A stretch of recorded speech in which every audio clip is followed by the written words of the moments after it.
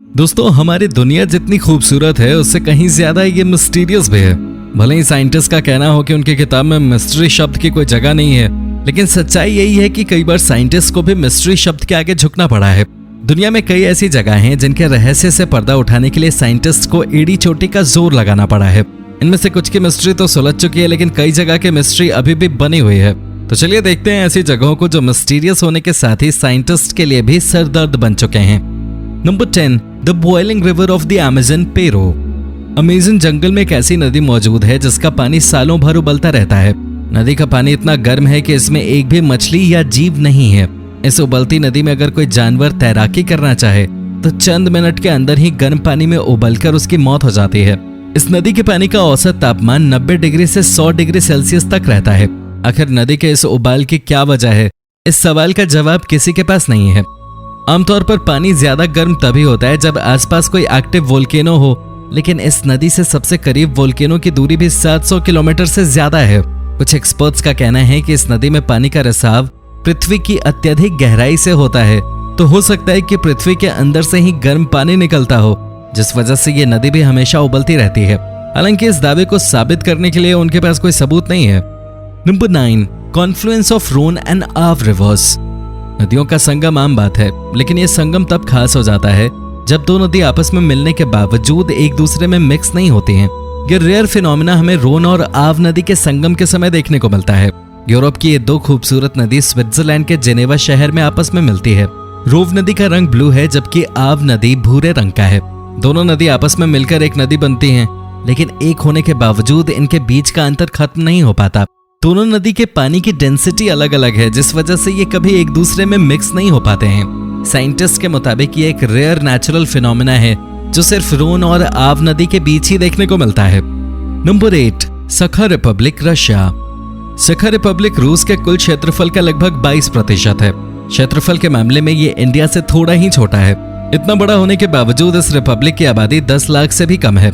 Natural resources से भरपूर होने के बावजूद आज भी इस रिपब्लिक का ज्यादातर हिस्सा इंसानों की पहुंच से दूर ही है। साल के लगभग 9 से 10 महीने सखा का ज्यादातर हिस्सा बर्फ से ढका रहता है। सर्दी में यहाँ का औसत तापमान -8 डिग्री तक हो जाता है। रशिया का सबसे बड़ा डायमंड माइन इसी रिपब्लिक में है। इसके अलावा सोने, चांदी, ऑयल और गैस भंडार भी इस रिपब्लिक में है। सखा रिपब्लिक में कई प्रमुख नदियां, पहाड़ और 8 लाख से भी ज्यादा झील हैं, लेकिन हार्श क्लाइमेट के कारण साइंटिस्ट इस रिपब्लिक से दूर ही हैं, जिस वजह से सखा की कई मिस्ट्रीज से पर्दा नहीं उठ सका है। Number 7, the petrifying well. बचपन में मैंने एक कुएं के एक जिन की कहानी सुनी थी। उस कुएं में जो भी चीज डाली जाती वो सोने की बन के वापस आ जाती थी।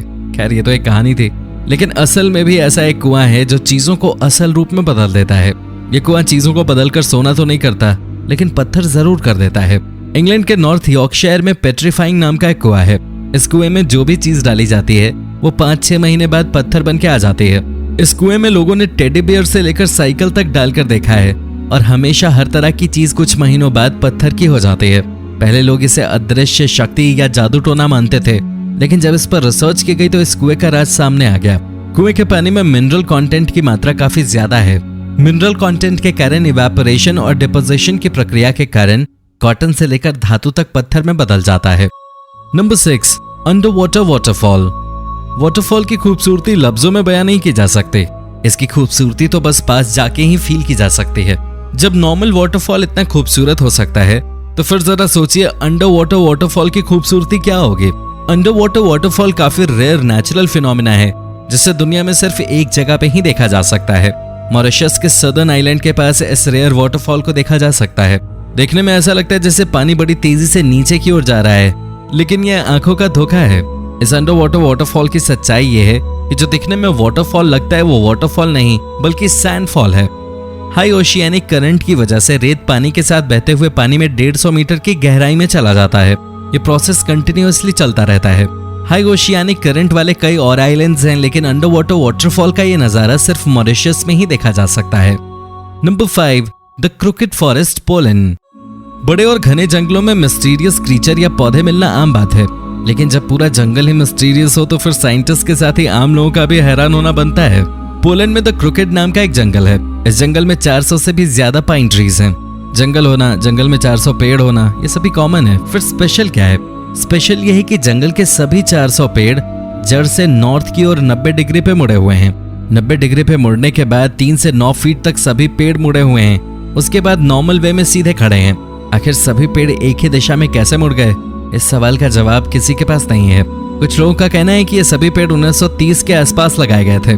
किसी स्पेशल टूल की मदद से पेड़ को मोड़ा गया, लेकिन वो टूल क्या था इसके बारे में किसी को नहीं पता। नंबर 4, सी स्प्लिट्स इनटू टू केरला। 2018 में केरल में आए बाढ़ ने पूरे राज्य में तबाही मचाई थी। करोड़ों रुपए का नुकसान हुआ और सैकड़ों लोगों की मौत हुई। बाढ़ खत्म होने के बाद इस राज्य में एक अद्भुत नजारा देखने को मिला। बाढ़ के बाद मल्लापुरम जिले में बीच पर समुद्र 2 हिस्सों में बंट गया था। समुद्र से लगभग आधे किलोमीटर तक रेत जमा हो गया था। इस रेत की वजह से समुद्र 2 हिस्सों में डिवाइड हो गया था। इस नए आइलैंड को देख लोग काफी ज्यादा एक्साइटेड हो गए। लोग दूर दूर से इसे देखने आने लगे। रिसर्चर्स ने इस घटना को रेयर नेचुरल फिनोमिना बताया, हालांकि इसके पीछे की वजह नहीं बता सके। रिसर्चर्स का कहना था कि समुद्र में हाई टाइड उठने पे समुद्र के बीच जमा रेत फिर से समुद्र में चला जाएगा। Number 3, Devil's Kettle. Devil's Kettle आज भी साइंटिस्ट के लिए एक बहुत बड़ी मिस्ट्री है। मिनेसोटा की ब्रूल रिवर पहाड़ पे बहते हुए चट्टान की वजह से 2 हिस्सों में बढ़ जाती है। एक हिस्सा 800 फीट नीचे आते हुए खूबसूरत वाटरफॉल का निर्माण करता है, लेकिन दूसरा हिस्सा चट्टान पे ही बने गहरे होल में गिरता है। नदी का दूसरा हिस्सा जो गहरे होल में गिरता है, उस होल में गिरने के बाद पानी कहाँ जाता है, किसी को इस बात की जानकारी नहीं है। रिसर्चर्स का मानना था कि शायद होल से होते हुए पानी किसी झील में जमा होता हो। इस बात को जांचने के लिए उस होल में ढेर सारा रंग डाला गया, ताकि अगर पानी किसी झील में जाए तो पानी का रंग बदल जाए और फिर इस होल में जाने वाले पानी का राज भी खुल सके। लेकिन इसमें कामयाबी नहीं मिली। दूसरी बार टेस्टिंग के लिए होल में छोटे छोटे बॉल्स डाले गए, पर इस एक्सपेरिमेंट से भी कुछ हासिल नहीं हुआ।